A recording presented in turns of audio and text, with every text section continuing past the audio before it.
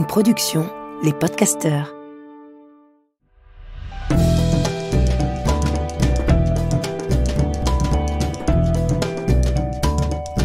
Histoire de mode. Histoire de mode. Histoire de mode. Histoire de mode. Histoire de mode. L'insaisissable parfum de nos rêves. C'était le dernier jour, à la dernière minute, juste avant la fermeture. Il faisait nuit, c'était un soir d'hiver, un dimanche, peu de temps avant le confinement, je crois.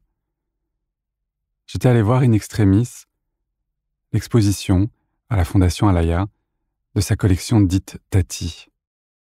Asdine Alaya, dans les années 90, avait réalisé toute une collection en se servant du célèbre motif Tati, ce grand magasin à l'enseigne rose et marine qui illuminait et dominait tout Barbès de son slogan « Les plus bas prix ».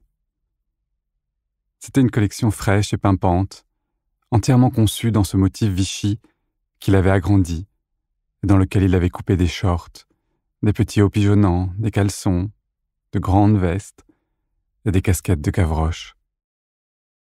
Il avait présenté cette collection sur les plus belles filles du monde et en avait fait quelque chose d'aussi désirable que joyeux. On dit que l'idée lui serait venue lors d'un voyage en Tunisie, d'où il était originaire, en voyant toutes ses familles à l'aéroport, chargées d'immenses sacs Tati. C'est à son retour qu'il a contacté le propriétaire de l'enseigne, qui a donné son accord au couturier pour qu'il exploite ce que l'on nommerait aujourd'hui son identité visuelle, en échange d'une paire d'espadrilles, d'un t-shirt et d'un sac griffé Alaya pour Tati, à vendre dans ses magasins. Alaya n'aurait pas été contre faire plus de pièces, mais c'était impossible d'obtenir la qualité qu'il souhaitait au prix Tati. Et j'ai revu Mademoiselle Agnès sur Canal+ en parler, dans la chronique qu'elle animait sur la mode, à l'heure du déjeuner, dans La Grande Famille, l'émission de Jean-Luc Delarue. Tout le monde avait parlé de cette collection, de l'alliance du plus discret, du plus exigeant des couturiers, avec l'enseigne populaire la plus tapageuse. On pourrait parler de démocratisation du luxe, mais je trouve l'idée assommante. Il y a quelque chose de très snob dans ces propos, qui ne correspondent pas à ce que c'était alors. Moi, je me souviens surtout de l'éclat de joie que ça avait été de voir toutes ces filles souriantes qui arboraient fièrement leur sac Alaya pour Tati, dans le métro ou le RER, comme Naomi Campbell sur ses photos en noir et blanc, dans ce micro-short à motif Vichy. Et alors que je me promenais entre les allées, que je redécouvrais avec des yeux adultes cette collection, j'ai revu les vendeurs à la sauvette de chouchous dans le métro qui proposaient leurs sachets à 10 francs et dont j'achetais parfois un paquet lorsque j'allais à Barbès. J'ai passé pas mal de temps chez Tati à l'époque. J'achetais pour Xulibet des collants mousse à 2 francs à peine, dans lesquels ils coupaient des hauts ou en les assemblant, des robes toutes fines, toutes légères, mais très sexy, gancées de surpiqûres rouges. Au bordel du grand magasin, je préférais d'ailleurs souvent les petites enseignes Tati qu'il y avait dans la rue qui monte lorsque l'on sort du métro en vert et que l'on va vers le marché Saint-Pierre. Mais en vrai, même là, c'était le bordel.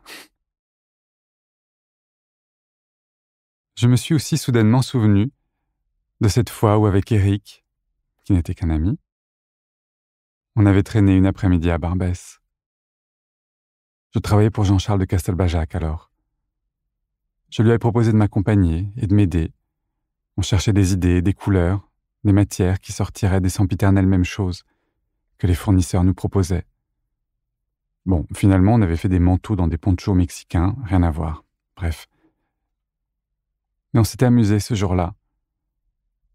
C'était l'été, le soleil était haut et fort, éclaboussait tout, et continuait à jaunir d'anciennes réclames en vitrine de ces vieilles échoppes où nous ne savions pas ce que nous cherchions.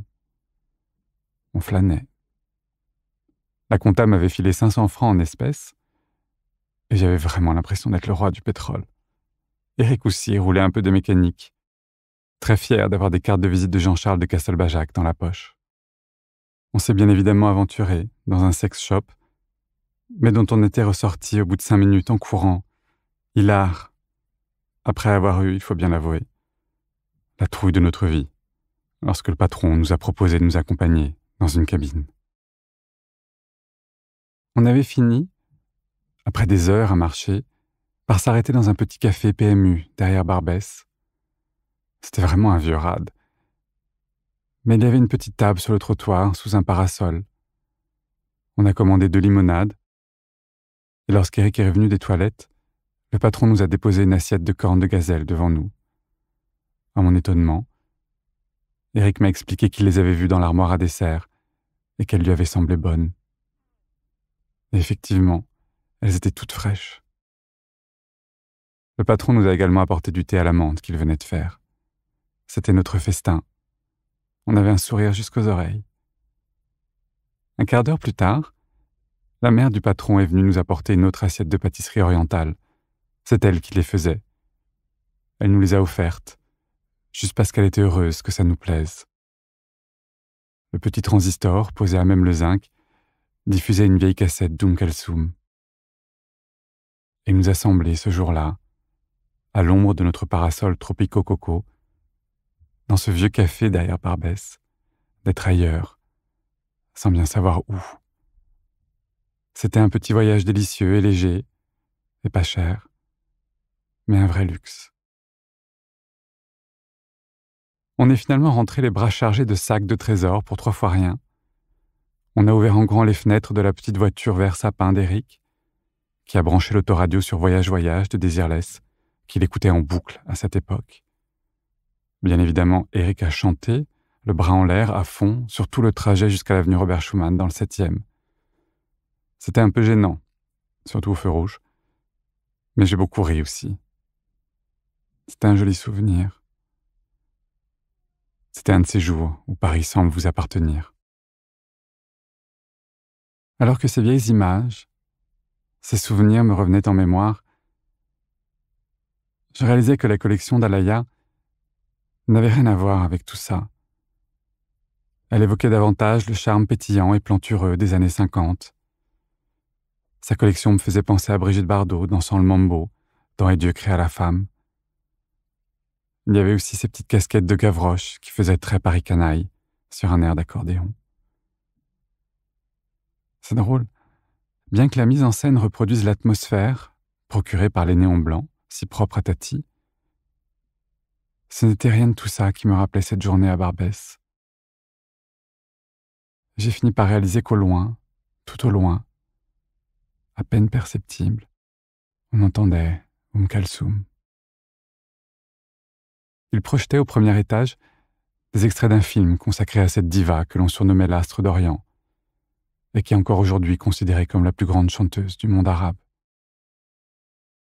Asdine Alaya racontait que petit, en Tunisie, tout le monde s'arrêtait lorsque Kalsoum passait à la radio, au Caire, dont les ondes parvenaient jusqu'à Tunis, et qu'il aimait toujours l'écouter lorsqu'il travaillait, faisant résonner cette sonorité si particulière dans toute la maison.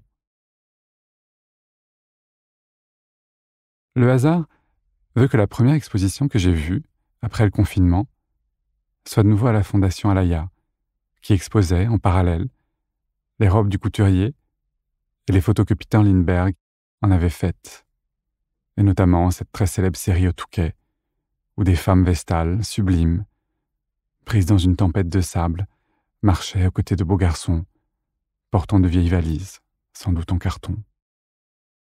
C'était bouleversant de poésie. Une fois de plus, très vite, je me suis revu ailleurs, enfant, à peine adolescent, feuilletant les vogues de mon père à Milan, pour qui Peter Lindbergh avait réalisé tant de séries en noir et blanc. Et je me suis revu, dans la chaleur moite de Milan, l'été, fasciné par la beauté de ces femmes, de ces hommes qui portaient, pour la plupart, seulement une simple chemise blanche, un peu trop grande, et parfois, par-dessus, un manteau aux épaules trop larges, et qui sur eux était si suggestif. En sortant de l'exposition, je me suis interrogé sur la forte capacité d'évocation des vêtements d'Alaya, Surtout pour moi, qui connaissais, à vrai dire, pas très bien son travail. J'étais vraiment impressionné par les voyages que j'avais faits malgré moi dans cette galerie.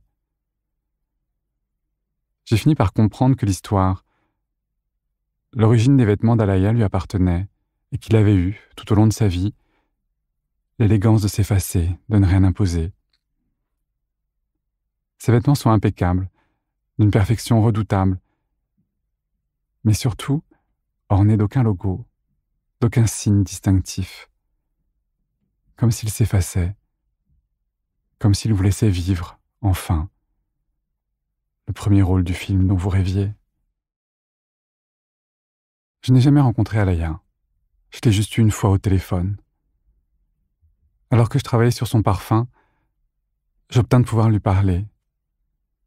Il se montra charmant, mais m'expliquait que le parfum n'était pas son métier, qu'il me faisait confiance, car je m'y connaissais mieux que lui. J'ai malgré tout insisté, et il a fini par m'avouer qu'il n'aimait pas les parfums orientaux, qu'on cherchait toujours à lui imposer, du fait de ses origines. Lui, en réalité, rêvait du parfum de ses après-midi d'enfance, lorsqu'il faisait trop chaud, et que les femmes jetaient sur les murs des seaux de Perrier glacés. Il rêvait de la fraîcheur, de cette moiteur qu'il n'avait jamais retrouvée. Personne ne voulut entendre mes arguments. L'idée d'Alaya était brillante, mais les gens du marketing ne le virent pas ainsi. Le projet fut abandonné, et le parfum se fit finalement ailleurs, sans moi. Je ne suis jamais allé le sentir. On en parle comme d'un oriental frais. J'ai toujours en tête, encore aujourd'hui, cette image confiée par Alaya. J'aurais voulu qu'il fasse ce parfum-là, qu'il vende dans des immenses flasques d'eau de Cologne, cette odeur moite et fraîche, propre à cet instant en suspens, l'été, lorsqu'on fait la sieste, à l'ombre, et que l'amour vient vous rafraîchir d'une brume d'eau transparente, à laquelle se mêle l'insaisissable parfum de nos rêves. Je vous dis à bientôt, je vous souhaite un bel été. On va faire une petite pause pour profiter du soleil. Je vous souhaite plein de belles choses et je vous dis à très vite. Je vous embrasse.